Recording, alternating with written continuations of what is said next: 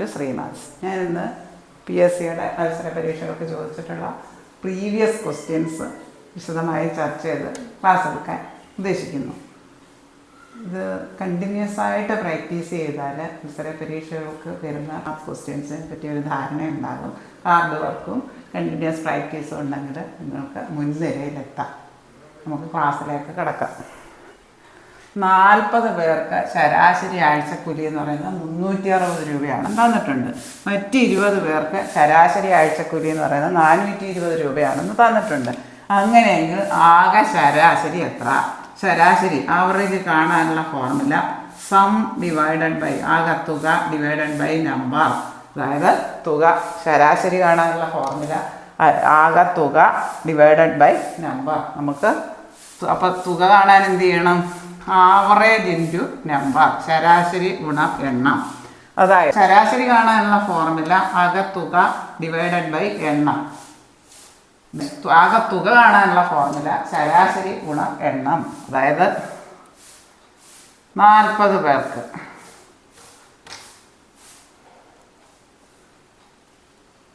ശരാശരി എത്ര? 40 പേരുടെ ശരാശരി എത്രയാണ്? 360 രൂപ. 360 രൂപ. അപ്പം 40 പേരുടെ ആകെ തുക എത്ര വരും? 40 പേരുടെ ആകെ തുക കാണാൻ എന്ത് ചെയ്യണം? ശരാശരിയും ഈ എണ്ണവും കൂടെ ഗുണിച്ചാൽ മതി. ശരാശരിയും എണ്ണവും കൂടെ ഗുണിക്കുക. അതായത് 14,400 രൂപ കിട്ടും. 14,400 രൂപ.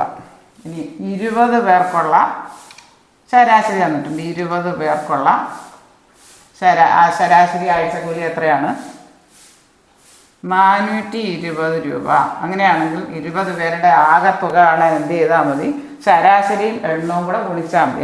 ശരാശരി കാണാനുള്ള ഫോർമുല ആകെ തുക ഡിവൈഡഡ് ബൈ നമ്പർ. എത്ര എണ്ണം പേരുണ്ട് അത് നമ്പർ. ഇവിടെ സമ്മ് കാണാനുള്ളത് ആവറേജും നമ്പറും കൂടെ ഗുണിച്ചാൽ മതി. അത് ശരാശരിയും എണ്ണം കൂടെ ഗുണിക്കുക. ഇവിടെ 40 പേർക്ക് ആഴ്ചക്കൂലി ശരാശരി ആഴ്ച കൂലി എന്ന് പറയുന്നത് 360 തന്നിട്ടുണ്ട്. അപ്പോൾ ആകെ തുക കാണാൻ എന്താ മതി? 360 നമ്പർ 40 കൂടെ ഗുണിച്ചാൽ മതി. 14,400 രൂപ. ഇവിടെ 20 പേർക്ക് ശരാശരി ആഴ്ചക്കൂലി 420 രൂപ എന്ന് തന്നിട്ടുണ്ട്. നമുക്ക് അവരുടെ 20 പേരുടെ ആകെ തുക കാണാൻ എന്ത് ചെയ്താൽ മതി? ആകെ തുക കാണാൻ 420ഉം 20ഉം കൂടെ ഗുണിച്ചാൽ മതി. അതായത് 42, 8,400 രൂപ. ഇനി നമുക്ക് എല്ലാം കൂടെ ആകെ ശരാശരിയാണ് ചോദിച്ചേക്കുന്നത്. ഈ 60 പേരുടെ ശരാശരി. അപ്പോൾ ആകെ ഇവിടെ എത്ര പേരുണ്ട്? 60 പേര്. ആകെ എത്ര പേരുണ്ട്? 60 പേരുണ്ട്. അപ്പോൾ ഈ ആകെ തുക എത്ര വരുന്നത്? ഈ 14,400ഉം 8,400ഉം കൂടെ കൂട്ടുക. അതായത് 22,800 വരും. അപ്പോൾ 60 പേരുടെ ആകെ തുക കിട്ടി, പേരുടെ എണ്ണവും കിട്ടി. ഇനി ആകെ ശരാശരി കാണാൻ എന്ത് ചെയ്താൽ മതി? ശരാശരി കാണാൻ 22,800 ആകെ തുകയെ എണ്ണം കൊണ്ട് ഹരിക്കുക. 60. 22,800നെ 60 കൊണ്ട് ഹരിക്കുക. കിട്ടുന്നു 380 കിട്ടും. ആകെ ശരാശരി 380 രൂപയാണ്. അത് ഓപ്ഷൻ എ ആണ് ഉത്തരം. ശരാശരി കാണാനുള്ള ഫോർമുല ആകെ തുക ഡിവൈഡഡ് ബൈ നമ്പർ. ആകെ തുക ഡിവൈഡഡ് ബൈ എണ്ണം.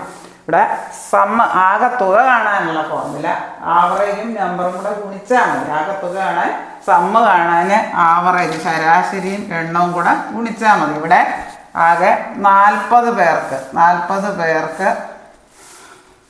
ആവറേജ് എത്ര തന്നിട്ടുണ്ട്?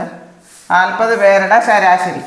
ഇവിടെ നമ്പറാണ്, ഇവിടെ ശരാശരിയാണ്. 40 പേർക്ക് 360 രൂപയാണ് തന്നിട്ടുണ്ട്. അങ്ങനെയാണെങ്കിൽ 40 പേരുടെ ആകെ തുക കാണാൻ എന്ത് ചെയ്താൽ 40 ഗുണം 360, അതായത് 14,400 രൂപ.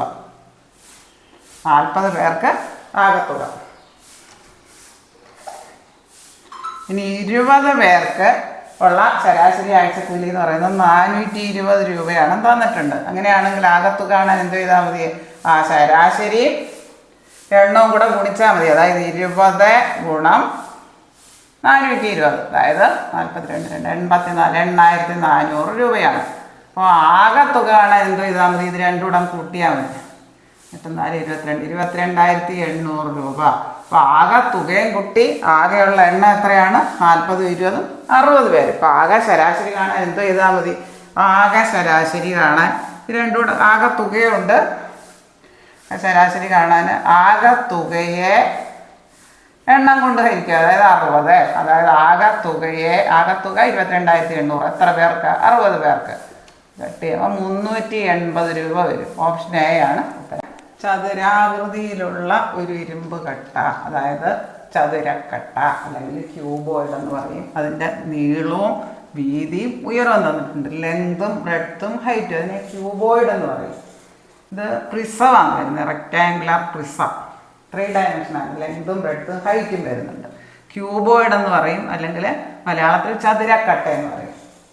അത് സമചതുരക്കട്ട എന്ന് പറയുമ്പോൾ നീളവും വീതിയും ഉയരവും എല്ലാം തുല്യമായിരിക്കും. എല്ലാ വശവും അങ്ങനെ ആയിരിക്കും. ഇവിടെ ലെങ്തും ബ്രെഡ്ത്തും ഹൈറ്റും തന്നാൽ ക്യൂബോയിഡിൻ്റെ ചതുരക്കട്ടയുടെ വോളിയം വ്യാപ്തം കാണാനുള്ള ഫോർമുല L/B/H ആണ്.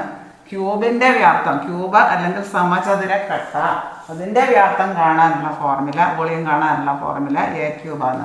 ഒരു രൂപത്തിലുള്ള ഒരു പ്രിസത്തെ വേറൊരു രൂപത്തിലേക്കാക്കി മാറ്റിയാൽ രണ്ടിൻ്റെയും വ്യാപ്തം, ഇത് രണ്ടും സെയിം സാധനം തന്നെയാണല്ലോ, അതുകൊണ്ട് രണ്ടിൻ്റെയും വ്യാപ്തം എപ്പോഴും തുല്യമായിരിക്കും. ഇവിടെ ലെങ്തും ബ്രെഡ്ത്തും ഹൈറ്റും തന്നിട്ടുണ്ട്. ഈ ക്യൂബോയിഡിൻ്റെ ലെങ്തും ബ്രെഡ്ത്തും ഹൈറ്റും തന്നിട്ടുണ്ട്. ലെങ്ത് എത്രയാണ്? 25 ഇൻറ്റു ബ്രെഡ്ത്ത്, നീളം വീതി 10 ഇൻറ്റു ഉയരം 4, അതായത് 1000 കിട്ടും. അപ്പോൾ ഇതിനെ പിന്നെ സമചതുരക്കട്ടയാക്കി മാറ്റുന്നു. സമചതുരക്കട്ടയാക്കി ഉരുക്കി മാറ്റിയാൽ ഇതിൻ്റെ വ്യാപ്തം മാറുന്നില്ല. അതായത് A³ എന്ന് പറയുന്നത് മറ്റതിൻ്റെ വ്യാപ്തം തന്നെയാണ്, 1000. A³ എന്ന് പറയുന്നത് 1000 ആണ്. അതായത് A³ സമം 10³ 1000 എന്ന് പറഞ്ഞാൽ 10³. A³ 10³ ആയാൽ എക്സ്പോണൻഷ്യൽ തിയറി അനുസരിച്ച്, കൃത്യങ്ക നിയമം അനുസരിച്ച് A³ സമം 10³. അതായത് ഇവിടെ പവർ രണ്ടും തുല്യമായാൽ നമുക്ക് ബേസ് തുല്യമായിരിക്കും. A എന്ന് പറയുന്നത് 10. ഓപ്ഷൻ ബി ആണ് ഉത്തരം. ഒരിക്കൽ കൂടി പറയാം.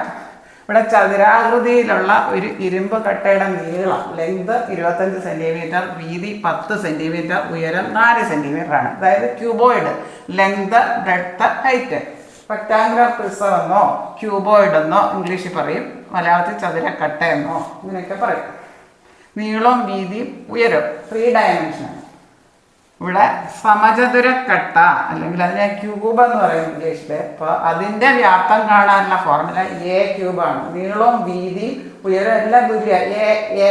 എ വശമായിട്ടുള്ള ഒരു ക്യൂബിൻ്റെ വ്യാപ്തം കാണാൻ സൈഡിൽ length into breadth into height. ഇവിടെ ലെങ്തും ബ്രെഡ്ത്തും ഹൈറ്റും എല്ലാം തുല്യമായതുകൊണ്ട് A³ എന്ന് വരും. അതായത് ക്യൂബിൻ്റെ വ്യാപ്തം A³. ഒരു രൂപത്തിലുള്ള ഒരു പ്രിസത്തെ, ഒരു രൂപത്തിലുള്ള ഒരു 3 ഡയമെൻഷണൽ ഫിഗറിനെ, അതായത് ക്യൂബോയിഡോ സിലിണ്ടറോ എന്തായിക്കോട്ടെ, സ്ഫിയറോ എന്തായിക്കോട്ടെ, ഇതിവിടെ ചതുരാകൃതിയിലുള്ള ഇരുമ്പുകട്ടയുടെ നീളം, വീതി, ഉയരം തന്നിട്ടുണ്ട്. ലെങ്തും ബ്രെഡ്ത്തും ഹൈറ്റും തന്നിട്ടുണ്ട്. അതിൻ്റെ വ്യാപ്തം കാണാനുള്ള ഫോർമുല L/B/H ആണ്. ക്യൂബോയിഡ്, ചതുരക്കട്ട, അതാണിത്.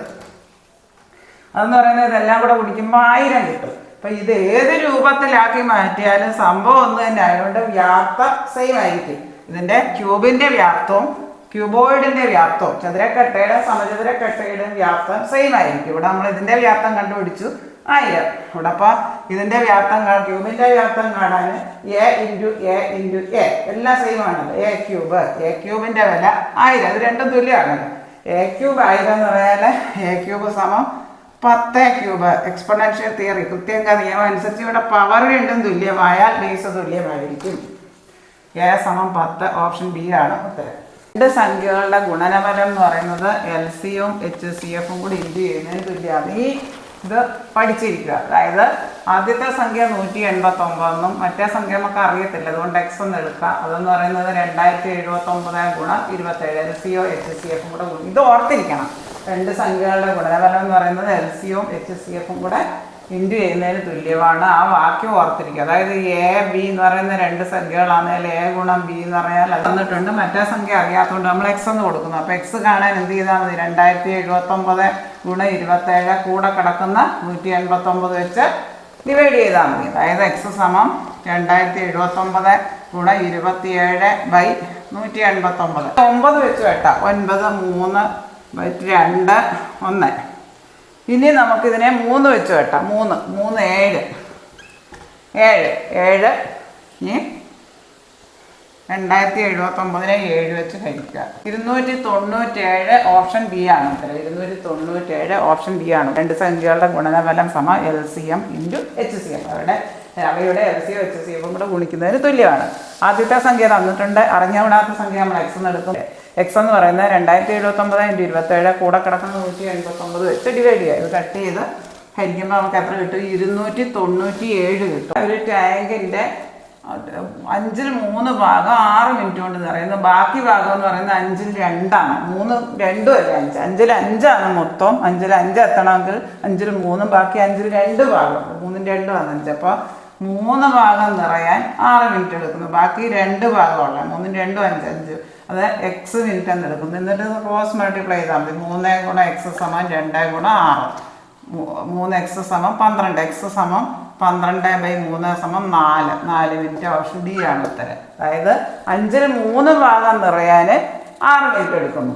ബാക്കി എത്ര ഉള്ളത്? 5-ൽ 3 പോയിട്ട് 5-ൽ 2 ബാക്കിയുള്ളത്. 5-ൽ 5 ആണ് മൊത്തം. 3 കഴിഞ്ഞാൽ പിന്നെ 5 ആകട്ടെ 2 വരണം. 3 ഭാഗത്തിന് 6 മിനിറ്റ്. 3 ഭാഗം നിറയാൻ 6 മിനിറ്റ്. അപ്പോൾ 2 ഭാഗം കൂടെ ഉണ്ട്. അത് നമുക്ക് അറിയത്തില്ല. അതുകൊണ്ട് X എന്ന് എടുക്കുന്നത്. ഇതിന് ക്രോസ് മൾട്ടിപ്ലൈ ചെയ്താൽ 3x എന്ന് പറയുന്നത് 2 × 6. X = 12/3 4 minute. സമാന്തര ശ്രേണി APയുടെ n-ാം പദം കാണാനുള്ള ഫോർമുല A + n - 1 × D. അങ്ങനെയാണെങ്കിൽ 7-ാം പദം എന്ന് പറയാൻ A + 7 - 1, അതായത് A + 6D. 10-ാം പദം എന്ന് പറഞ്ഞാൽ A + 9D, ഒന്ന് കുറഞ്ഞു. 15-ാം പദം എന്ന് പറഞ്ഞാൽ A + 14D. അങ്ങനെയാണെങ്കിൽ A7 എന്ന് പറയുന്നത് A + 6D എത്രയാണ് തന്നിട്ടുണ്ട്? 31. 5-ാം പദം അതായത് A + 4D എന്ന് പറയുന്നത് എത്രയാണെന്ന് തന്നിട്ടുണ്ട്? 15. അപ്പോൾ ഇത് ഇക്വേഷൻ 1, ഇത് ഇക്വേഷൻ 2 എന്ന് കൊടുത്തു കഴിഞ്ഞാൽ 7-ാം പദം 21 തന്നിട്ടുണ്ട്. അതായത് A + 6D എന്ന് പറയുന്നത് 21. ഈ 5-ാം പദം 15 തന്നിട്ടുണ്ട്. A + 4D എന്ന് പറയുന്നത് 15. ഈ ഇക്വേഷൻ ഇതിൽ പോയാൽ ഇവിടെ A പോകുമ്പോൾ 0. 6D ന്ന് 2D 4D പോയാൽ 2D. 2Dയുടെ വില 6. Dയുടെ വില 6/2. Dയുടെ വില 3 കിട്ടും. നമുക്ക് പൊതുവ്യത്യാസമല്ല ചോദിച്ചത്. നമുക്ക് ഇതിൽ ഏതിലെങ്കിലും ഒരു ഇക്വേഷനിൽ കൊടുത്താൽ മതി. നമുക്ക് A കിട്ടും. A + 4D. A + 4D എന്ന് പറയുന്നത് 15. അതായത് A + 4 × Dയുടെ വില 3 സബ്സ്റ്റിറ്റ്യൂട്ട് ചെയ്യുക. 15. അതായത് A + 12 = 15. അപ്പോൾ Aയുടെ വില എന്ത് കിട്ടും? 15. ഈ 12 ഇവിടെ കൊണ്ടുവന്ന് കുറയ്ക്കുക. -12 3. ഓപ്ഷൻ ബി ആണ് ഉത്തരം. 3. ഒരിക്കൽ കൂടി പറയാം. n-ാം പദം കാണാനുള്ള ഫോർമുല ഒരു സമാന്തര ശ്രേണിയുടെ അരിത്തമെറ്റിക് പ്രോഗ്രഷൻ്റെ n-ാം പദം കാണാനുള്ള ഫോർമുല A + n - 1 × D. അതായത് 7-ാം പദം എന്ന് പറയുന്നത് A + 6D തന്നിട്ടുണ്ട് 21. 5-ാം പദം അതായത് A + 4D. 10-ാം പദം എന്ന് പറഞ്ഞാൽ A + 9D. 15-ാം പദം എന്ന് പറഞ്ഞാൽ A + 14D, ഒന്ന് കുറഞ്ഞു. A + n - 1. 10-ാം പദം എന്ന് പറഞ്ഞാൽ A + 10 - 1 × D. അപ്പോൾ ഇതിന് നമുക്ക് ഈ ഇക്വേഷൻ രണ്ടും കുറയ്ക്കുക. ഇതിന് കുറച്ചാൽ A പോയി 0. 6D ന്ന് 4D പോയാൽ 2D എന്ന് പറയുന്നത് 6 കിട്ടും. അതായത് പൊതുവ്യത്യാസം D. പൊതുവ്യത്യാസം കോമൺ ഡിഫറൻസ് എന്ന് പറയും. പൊതുവ്യത്യാസം അതായത് 2D 6 ആണെങ്കിൽ D എത്ര വരും? 6/2 3 വരും. അപ്പോൾ ഇത് ഈ ഇക്വേഷനിൽ ഏതിലേലും സബ്സ്റ്റിറ്റ്യൂട്ട് ചെയ്താൽ Dയുടെ വാല്യൂ സബ്സ്റ്റിറ്റ്യൂട്ട് ചെയ്താൽ പൊതുവ്യത്യാസത്തിൻ്റെ വാല്യൂ സബ്സ്റ്റിറ്റ്യൂട്ട് ചെയ്താൽ നമുക്ക് A കിട്ടും. A + 4D എന്ന് പറയുന്നത് 15. A + 4 × D. Dയുടെ വില നമ്മൾ കണ്ടുവച്ചിട്ടുണ്ട് 3. അതായത് A + 12 എന്ന് പറയുന്നത് 15. അങ്ങനെയാണെങ്കിൽ A ആദ്യ പദം കാണാൻ 15 - 12 3. ഓപ്ഷൻ ബി ആണ് ഉത്തരം. ഇവിടെ ചുവടെ കൊടുത്തിരിക്കുന്നവർ പൂർണ്ണവർഗ ഏതെന്നാണ് ചോദ്യം. 25 ഒരു പൂർണ്ണവർഗമാണ്. പക്ഷെ 10-ന്റെ പവർ 3 ആണ്. ഒറ്റ സംഖ്യയായാലും ഇത് പൂർണ്ണവർഗമല്ല. ഇവിടെ 0.016 പോയിന്റ് കഴിഞ്ഞ് എത്ര 3 സംഖ്യകളാണ് ഉള്ളത്. 3 സംഖ്യ. ഒറ്റ സംഖ്യ ആയാൽ പോയിന്റ് കഴിഞ്ഞുള്ള സംഖ്യകളുടെ കണ്ണ് ഒറ്റ സംഖ്യ ആയാൽ അത് പൂർണ്ണവർഗമല്ല. ഇനി 9 ഇത് 10-ന്റെ പവർ ഇരട്ട സംഖ്യ. 9 ഒരു പൂർണ്ണവർഗമാണ്. അപ്പോൾ ഇതാണ് ഉത്തരം. ഇവിടെ 36 പൂർണ്ണവർഗമാണ്. പക്ഷേ 10-ന്റെ പവർ 5 ആണ്. ഒറ്റ സംഖ്യയാണ്. അതുകൊണ്ട് അത് പൂർണ്ണവർഗമല്ല. ഇവിടെ ഓപ്ഷൻ സി ആണ് ഉത്തരം. 9 × 10². ഇവിടെ 25 ഒരു പൂർണ്ണവർഗമാണ്. പക്ഷെ 10-ന്റെ പവർ ഒറ്റ സംഖ്യയാണ്. അങ്ങനെ വന്നു കഴിഞ്ഞാൽ അതൊരു പൂർണ്ണവർഗമല്ല. ഇവിടെ പോയിന്റ് കഴിഞ്ഞിട്ട് 3 സംഖ്യ എന്നാണ്. 0, 1, 6. 3 ഒറ്റ എണ്ണങ്ങളുടെ എണ്ണം ഒറ്റ സംഖ്യ ആയതുകൊണ്ട് അത് പൂർണ്ണവർഗമല്ല. പോയിന്റ് കഴിഞ്ഞ് 2 സ്ഥാനം, പോയിന്റ് കഴിഞ്ഞ് 4 സ്ഥാനം, പോയിന്റ് കഴിഞ്ഞ് 6 സ്ഥാനം, അങ്ങനെ വരുവാണെങ്കിൽ അത് പൂർണ്ണവർഗമാണ്. ഇവിടെ 9 ഒരു പൂർണ്ണവർഗമാണ്. 10ന്റെ പവർ ഇരട്ട സംഖ്യയാണ് 2. ഇതൊരു 6 പൂർണ്ണവർഗമാണെങ്കിലും 10⁵5 5 ഒറ്റ സംഖ്യയാണ്, ഇത് പൂർണ്ണവർഗമല്ല. ഇത്രയും കാര്യങ്ങൾ നിങ്ങൾക്ക് നല്ലതുപോലെ മനസ്സിലായി എന്ന് ഞാൻ വിശ്വസിക്കുന്നു. പ്രീവിയസ് ക്വസ്റ്റ്യൻസ് കണ്ടിന്യൂസ് ആയിട്ട് പ്രാക്ടീസ് ചെയ്യുക. ഒരുപാട് വീഡിയോസ് ഞാൻ ഇട്ടിട്ടുണ്ട്. പ്രീവിയസ് ക്വസ്റ്റ്യൻസിൻ്റെ റിവിഷൻ ക്ലാസ് ഫ്രീ മാത്സിൽ ഉൾപ്പെടുത്തിയിട്ടുണ്ട്. അതിൻ്റെ വീഡിയോസ് അടിച്ചാൽ നിങ്ങൾക്ക് മനസ്സിലാവുന്നതാണ്. ഈ വീഡിയോ നിങ്ങൾക്ക് ഇഷ്ടമായെങ്കിൽ ലൈക്ക് ചെയ്യുക, ഷെയർ ചെയ്യുക, സബ്സ്ക്രൈബ് ചെയ്യുക. സബ്സ്ക്രൈബ് ചെയ്യാൻ മറക്കല്ലേ. ഈ വീഡിയോ എല്ലാ കൂട്ടുകാരിലേക്കും എത്തിക്കുക. താഴെ കാണുന്ന ബെല്ലൈക്കൺ എനേബിൾ ചെയ്താൽ ഞാനിടുന്ന വീഡിയോസിൻ്റെ എല്ലാ നോട്ടിഫിക്കേഷൻസ് നിങ്ങൾക്ക് ലഭിക്കുന്നതാണ്. Thank you.